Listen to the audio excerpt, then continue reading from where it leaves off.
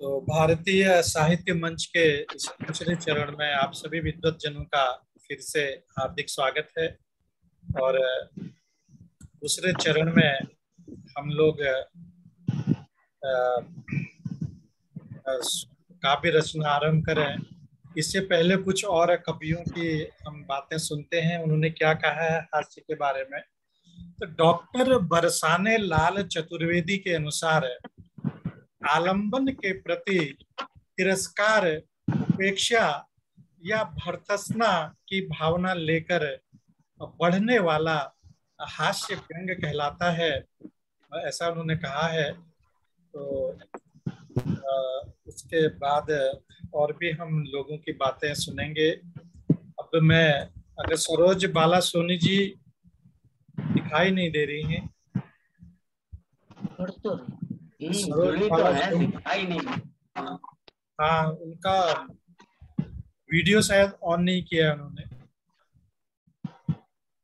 चलिए उनसे बाद में सुनते हैं। मैं तब तक आदरणीय रत्ना बापुली जी से निवेदन करता हूं कि वो अपने दूसरे चरण की काव्य रचना प्रस्तुत करें। आदरणीय रत्ना बापुली जी, स्वागत है आपका। नमस्ते। नमस्ते सबको, मंच को नमस्ते।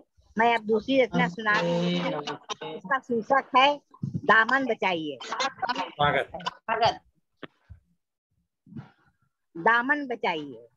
दामन बचाइए। हर राह में बबूल के पेड़ हैं, हर राह में बबूल के पेड़ हैं, जानिए चलिए कुछ इस तरह की दामन बचाइए। चलिए कुछ इस तरह की दामन बचाइए। हर जगह कीचड़ है, न कीचड़ उछालिए। हर जगह कीचड़ है, न कीचड़ उछालिए। संभल के चलना जायज है, दामन बचाइए। संभल के चलना जायज है, दामन बचाइए। बातों में अपने भी मिश्री ही घोलिए, बातों में अपने भी मिश्री ही घोलिए, पर मीठी बातों से अपना दामन बचाइए। पर मीठी बातों से अपना दामन बचाइए। दान भी अगर दे तो सोच समझ कर दीजिए, दान भी अगर दे तो सोच समझ कर दीजिए।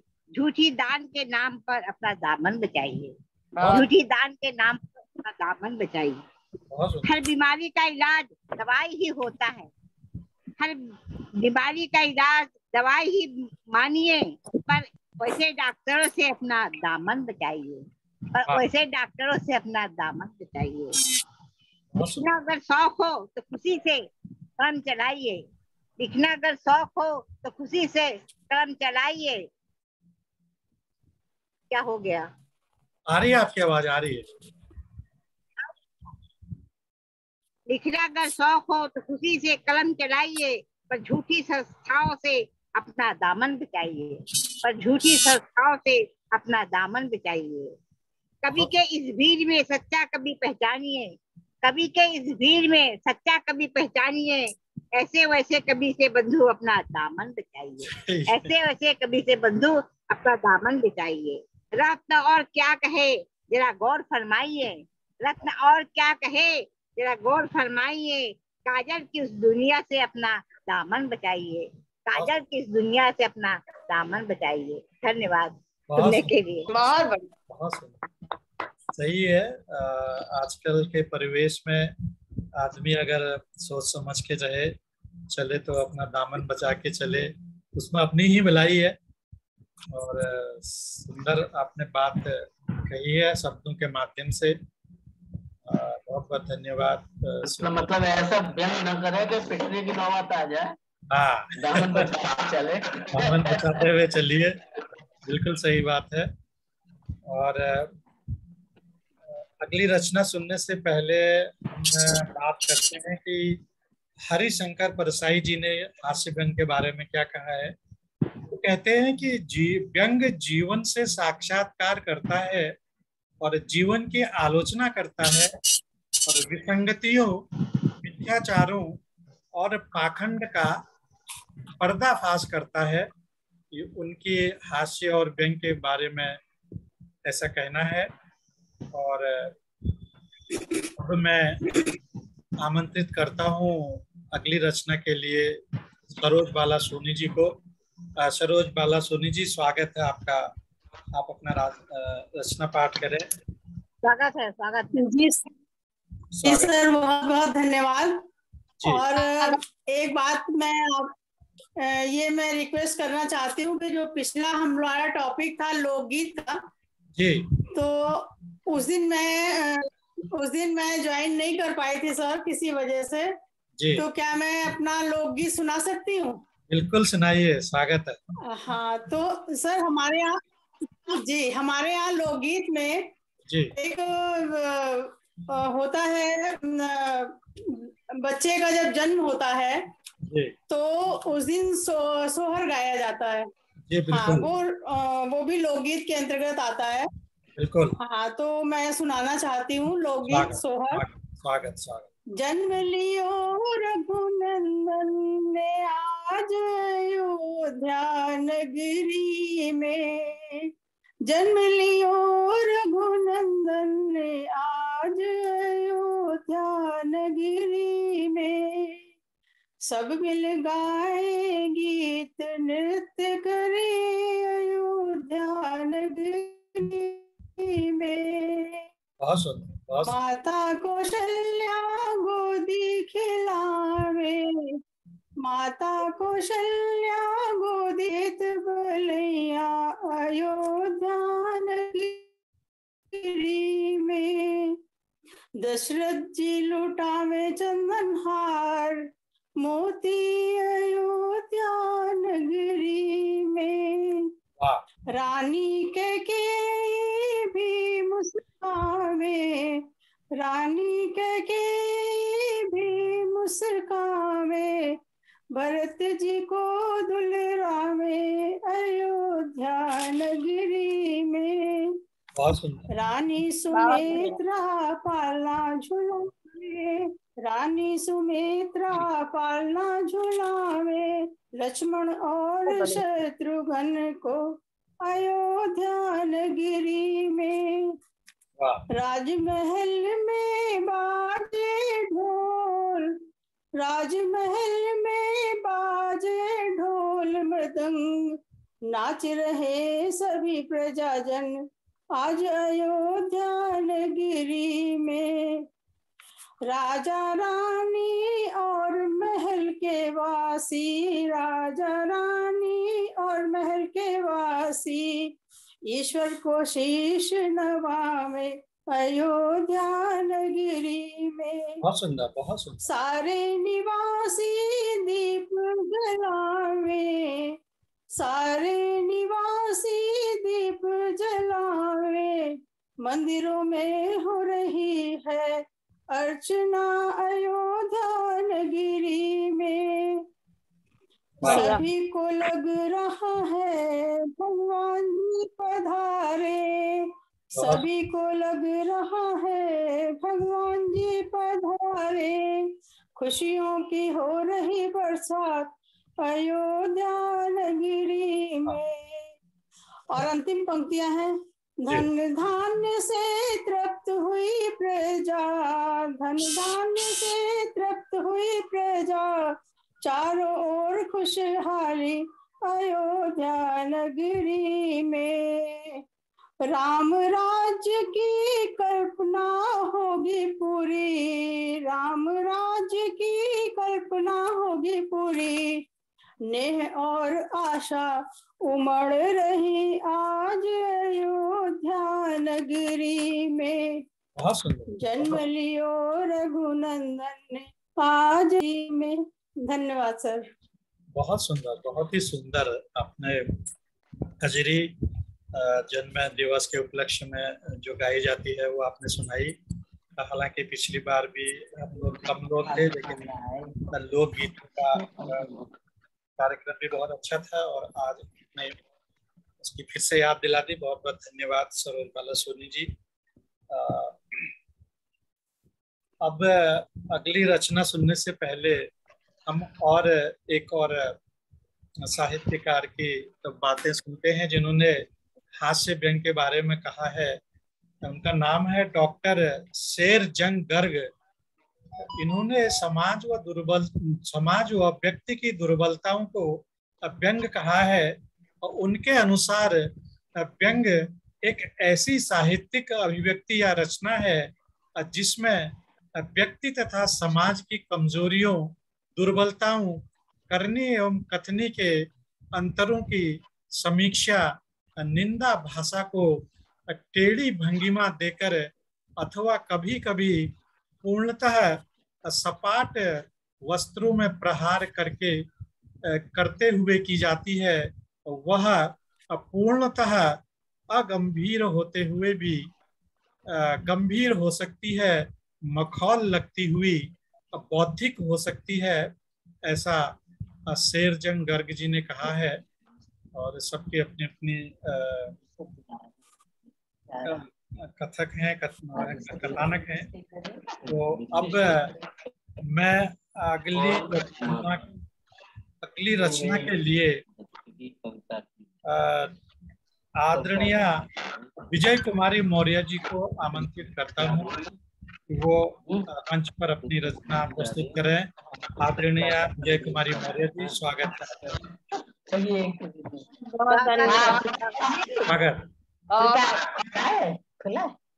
को प्रणाम।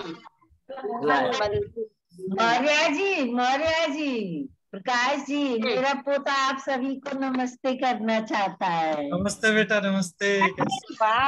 नमस्ते, नमस्ते बेटा। बहुत बड़ा इंसान है, बहुत बड़ा आदमी बन जाए। आपका आशीर्वाद चाहिए। नमस्कार। अब बड़े होकर के दादाजी का नाम रोशन करे। अभी से कर रहा अभी का स्वागत जी, स्वागत। आज श्रमिक दिवस है। हाँ, तो उस पर मैं एक रचना सुना रही हूँ। स्वागत। श्रमिक दिवस पर कि श्रम करते हैं इसीलिए है श्रमिक हमारा नाम, त्याग तपस्या और धैर्य ही यही हमारा काम। बहुत बढ़िया। श्रम करते हैं इसीलिए है श्रमिक हमारा नाम, त्याग तपस्या और धैर्य ही यही हमारा काम। अरमानों का गला घोंट कर रूखी सूखी खाते, करें देश की सेवा हम भी फूले नहीं समाते। अरमानों का गला घोंट कर रूखी सूखी खाते, करें देश की सेवा हम भी फूले नहीं समाते। श्रम ही ईश्वर, श्रम ही पूजा, श्रम ही चारों धाम, श्रम करते हैं इसीलिए है श्रमिक हमारा नाम। बहुत सुंदर, बहुत सुंदर। श्रम ही ईश्वर, श्रम ही पूजा, श्रम ही चारों धाम, श्रम करते हैं इसीलिए है श्रमिक हमारा नाम। चट्टानों का चीर के सीना महलों का निर्माण करें, सर्दी वर्षा और घाम से नहीं कभी हम आह भरें। चट्टानों का चीर के सीना महलों का निर्माण करें, सर्दी वर्षा और घाम से नहीं कभी हम आह भरें। सुख दुख दोनों साथी मेरे, भजते हैं हरि नाम। सुख दुख दोनों साथी मेरे, भजते हैं हरि नाम, श्रम करते हैं इसीलिए है श्रमिक हमारा नाम। और आगे देखें, फुटपाथों पर घर है अपना भोर से पहले उठते, अपराधों से दूर रहे हम सच्ची राह पे चलते। फुटपाथों पर घर है अपना भोर से पहले उठते, अपराधों से दूर रहे हम सच्ची राह पे चलते। तपती धूप में बोझा ढोए, श्रम को करे सलाम। बहुत बढ़िया। तपती धूप में बोझा ढोए, श्रम को करे सलाम, श्रम करते हैं इसीलिए है श्रमिक हमारा नाम। और आखिरी पंक्तियां देखें कि कठिनाई से विचलित ना हो, जीवन से संघर्ष करें।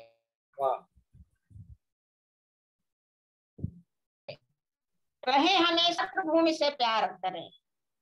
कठिनाई से विचलित ना हो, जीवन से संघर्ष करें, रहे हमेशा मिलजुल कर हम मातृभूमि से प्यार करें। धन्य धन्य यह देश हमारा, कभी न ले विश्राम, श्रम करते हैं इसीलिए है श्रमिक हमारा नाम। धन्य धन्य यह देश हमारा, कभी न ले विश्राम, श्रम करते हैं इसीलिए है श्रमिक हमारा नाम। त्याग तपस्या और धैर्य ही यही हमारा काम, श्रम करते हैं इसीलिए है श्रमिक। भाई वाह, वाकई ये रचना हमारी आकाशवाणी से प्रकाशित हुई थी। बढ़िया, वाकई बहुत बढ़िया, बहुत बढ़िया, बहुत सुंदर। धन्यवाद। प्रसारित होने लायक रचना है, वाकई बहुत बढ़िया रचना है। और श्रमिकों को बहुत सुंदर शब्दों में अपने भाव आपने समर्पित किए हैं।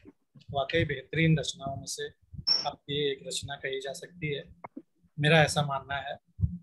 और बहुत सुंदर आपने रचना सुनाई। धन्यवाद, बहुत बहुत धन्यवाद विजय कुमारी मौर्य जी। और इससे पहले मैं अगली कवित्री जी को आमंत्रित करूं, एक और व्याख्या सुनते हैं कवि की। उनका नाम है लतीफ घोंगी। लतीफ घोंगी के अनुसार व्यंग एक प्रकार का शीशा है और उसमें देखने वाले को अपने मुंह को छोड़ प्रत्येक का मुंह दिखाई देता है। और यही कारण है कि विश्व में व्यंग का स्वागत किया जाता है।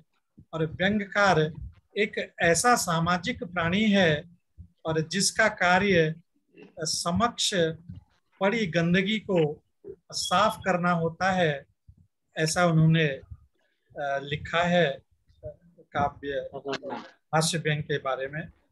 और इसके बाद मैं अब जी धन्यवाद। इसके बाद मैं आमंत्रित कर रहा हूँ आदरणीय सुषमा गुप्ता जी को। और आदरणीय सुषमा गुप्ता जी, स्वागत है आपका। आप अपनी रचना से हमें अनुग्रहित करें। स्वागत है जी, स्वागत है। धन्यवाद पांडे जी, आप सभी का बहुत बहुत धन्यवाद और नमन करते हुए जी, बहुत प्यारी आवाज, स्वागत। धन्यवाद मौर्य जी। मेरी कविता का शीर्षक है कविताई का सत्य। वाह। जिस कविता में तथ्य और कथ्य और उसका समाधान न हो जी, तो वो कविता थोड़ा सा कविता नहीं है। सही बात, बिल्कुल सही। स्वागत। मेरी तो नहीं है खैर। जिनकी कविता में नहीं कोई तथ्य, ऐसी कविता में कहाँ श्याम ढूंढिए सत्य।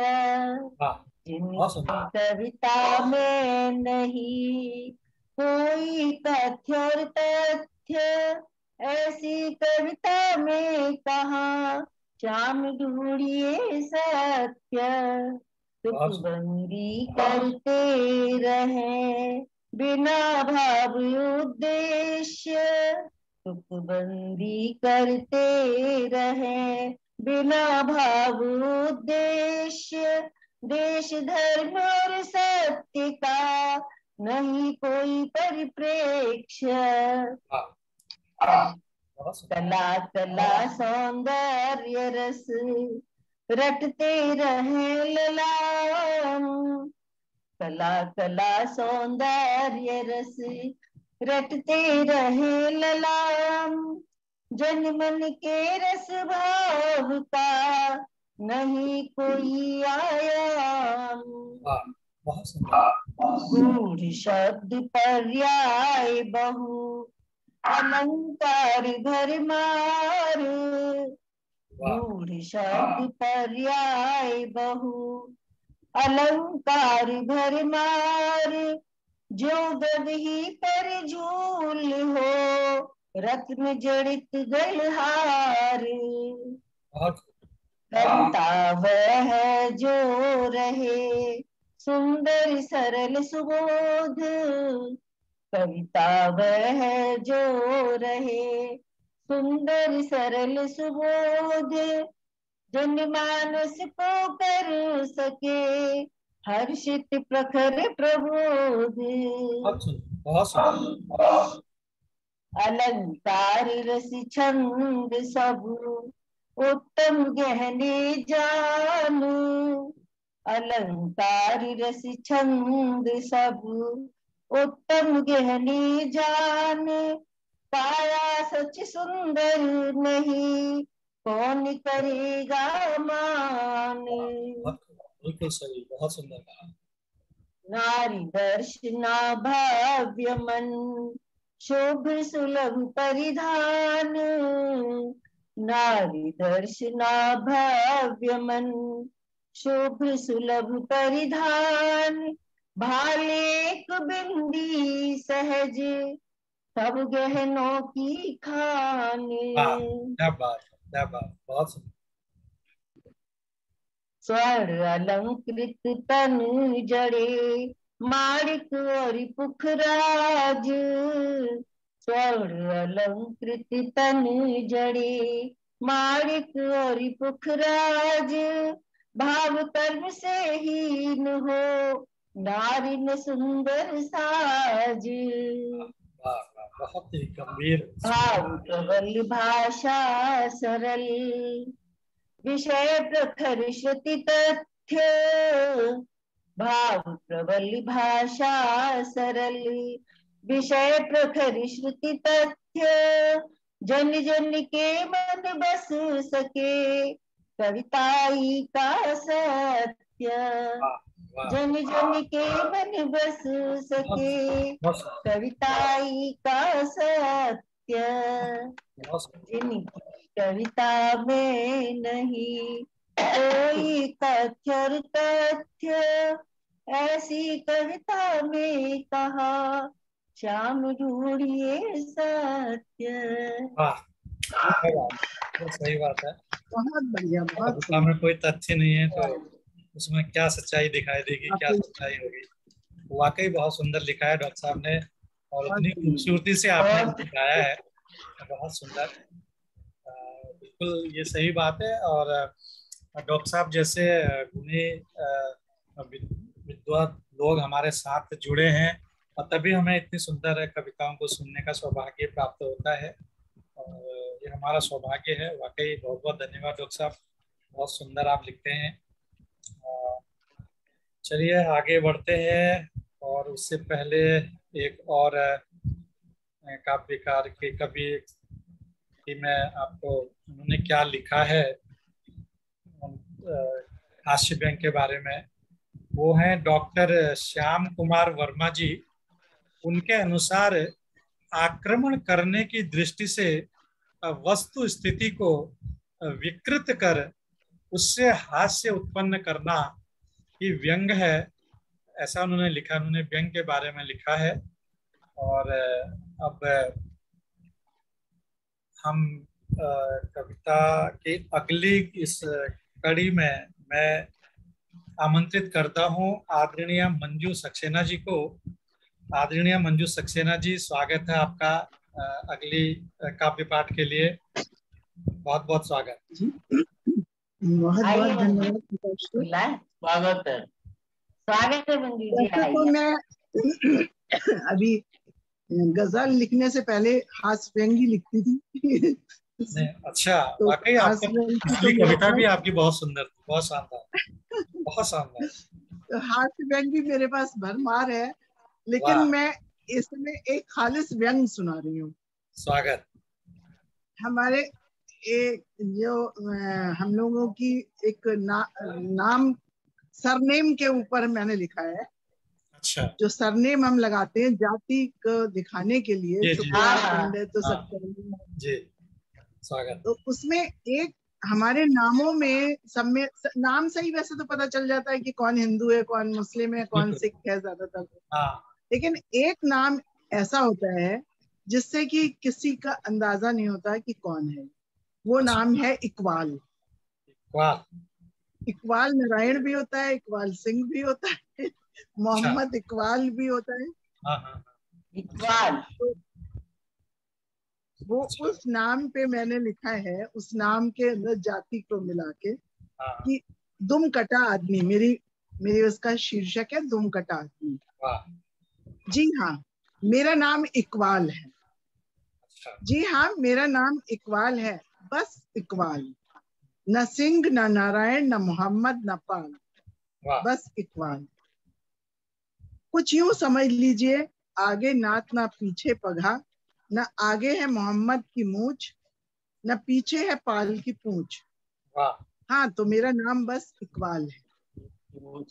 आज आपको एक भेद की बात बताऊं, राज की बात सुनाऊं। चलते चुनाव में भारतीय जोंक पार्टी वाले मेरे पास आए। मेरा अनाथ सा नाम सुनकर पहले चकराए, फिर मुस्कुराए, फिर जोश में बोले, राम राम भाई इकबाल नारायण जी। सब अपने हिसाब से लगा लेते। राम राम भाई इकबाल नारायण जी। भाई अपने धर्म का मान रखना, हिंदू होने का सम्मान रखना, वोट हमारी पार्टी को ही देना। अच्छा। मैं शर्माया, कुछ मुस्काया, तभी अनाड़ी दल वाले आ गए। अच्छा। आते ही ताल ठोक के बोले, ओए सरदार इकबाल सिंह जी। अच्छा। सत श्री अकाल। बहुत सुंदर। ओए सरदार इकबाल सिंह जी, सत श्री अकाल। तुसी तो अपने ही बंदे हो, ਤੁਹਾਡੇ से की कहना, तुसी तो बस असी दी पार्टी विच ही रहना, अनाड़ी दल ते ही वोट देना। उनके जाते ही दरवाजा फिर खुला, सर उभरा मिला जुला, मियाँ आदाब अर्ज है। इकबाल मियाँ आदाब अर्ज है। देखो मियाँ, इस बार चुनाव में अपनी ही तर्ज है, विपक्षी दलों को सबक सिखा देना, कौमी एकता को इस बार जिता देना। और उसके बाद तो कमरे में भीड़ का रेला लग गया, बहुरंगी आवाज पार्टी का मेला लग गया। सब मुझे अपनी तरफ खींच रहे थे, नाम को मेरे अगणित उछल्लों से खींच रहे थे। कोई कथक कहता तो कोई भंगड़ा। मेरी आवाज जातिवाद के उस नक्कार खाने में तूती सी मर गई। आत्मा उस खींचातानी में बुरी तरह डर गई। मैं घबराकर बाहर निकल गया, पर सड़क पर पड़े केले के छिलके पर फिसल गया। होश आया तो सब दल मुझे घेरे खड़े थे, हर कोई अपनी ओर खींचने में अड़े थे। एक ने मेरा सर पकड़ा, ये हिंदू है। दूजे ने गला जकड़ा, नहीं है मुसलमान है। मैं चिल्लाया, नहीं भाइयों, मैं हिंदू नहीं, ना मैं मुसलमान हूँ, मैं तो बस एक इंसान हूँ। बहुत सही बात। इंसान का लहू जब सड़क पर बहता है तो उस पर किसी जाति का नाम नहीं रहता है। नहीं रहता। बहुत सही, बहुत सुंदर, बहुत सुंदर। और चुनाव में वोट पड़ने के बाद कौन ये बता सकता है कि अमुक वोट हिंदू का है या मुसलमान का? बिल्कुल सही बात। चुनाव में वोट पड़ने के बाद कौन बता सकता है ये कि वोट हिंदू का है या मुसलमान का? वो तो बस एक इंसान का होता है। बिल्कुल सही बात, बहुत सुंदर। इसलिए यदि आपको आपके दल पर किसी जाति का लेबल नहीं लगा है, वो इंसानी लहू से नहीं रंगा है, वो जाति की नहीं इंसानों की पार्टी है, तो आइए और शौक से मेरा वोट ले जाइए। ये सुनकर सबने एक दूसरे को निहारा, क्रोध और घृणा से मुझे धिक्कारा। एक ने कहा काफिर है, दूसरे ने कहा धर्म विरोधी, तीसरे ने पागल कहा और चौथे ने समाज की उन्नति में अवरोध दी। और अगले ही पल सब मुझे छोड़कर चले गए, मैं तन्हा रह गया। तभी पास का एक दुकानदार जो बहुत देर से ये तमाशा देख रहा था, जातिवाद के नाटक से अपनी आंखें सेक रहा था, मेरे पास आया, कंधे पकड़कर मुझे उठाया, फिर प्यार से समझाया, भाई तुम्हें मालूम है आदमी पहले बंदर हुआ करता था। अच्छा। पेड़ों पर कूद हुआ करता था। समय के साथ उसने अपनी पूंछ तो काट ली, पर सहलाने को पुछल्ला जोड़ लिया। समय के साथ उसने पूंछ तो काट दी, पर सहलाने को पुछल्ला जोड़ लिया और बंदर की जाति से अपने को तोड़ लिया। अब तुम भी ये पुछल्ला जोड़ लो, वरना दुम कटे कहलाओगे। अब तुम भी ये पुछल्ला जोड़ लो, वरना दुम कटे कहलाओगे। जातियों के जंगल में अकेले रह जाओगे। बहुत सही। जातियों के जंगल में अकेले रह जाओगे, फुटबॉल के गेंद की तरह इधर उधर उछाले जाओगे। क्योंकि आज की दुनिया पुछल्लाबादी है, पुछल्ले बिना आदमी की बर्बादी है, पुछल्ले बिना आदमी अनाथ सा रहता है, उछलने बिना महाभारत का सूतक कर्ण, उछलने बिना महाभारत का सूतक पुत्र कर्ण हर अपमान सहता है। पर भाइयों, मेरी आत्मा ने उसकी बात नहीं मानी। मैंने गर्व से अपनी गर्दन तानी। माफ करना भाई, मैं दुम कटा ही सही, पर इंसान हूँ, उछल्ला नहीं लगाऊंगा। इसके बदले मैं इंसानों की एक पार्टी बनाऊंगा। और देखिए, हर आदमी जिसने जातिवाद का नकाब नहीं ओढ़ा है, जिसने स्वार्थ और घृणा से समाज नहीं तोड़ा है, वो मेरे साथ आए, इंसानियत से हाथ मिलाए, हम सब मिलकर एक नया सूरज उगाए, हिंदुस्तान की धरती पर खुशहाली लाए और देश को 22वीं 23वीं सदी तक पहुंचे। धन्यवाद। बहुत सुंदर। यही जो है हास्य शुरू में इंसानियत के लिए बहुत अच्छी मिसाल है। बहुत सुंदर रचना, बहुत ही सुंदर रचना। वाकई आपकी पुरानी रचना भी बहुत अच्छी थी, हास्य था, और इसमें भी बहुत सुंदर संदेश है। सबसे बड़ा संदेश इंसानियत का ही होता है, और वही आपने इसमें दिया है। और बहुत ही शानदार रचना मंजू सक्सेना जी आपने सुनाई है। बहुत बहुत धन्यवाद। एक बार और जुड़ते हैं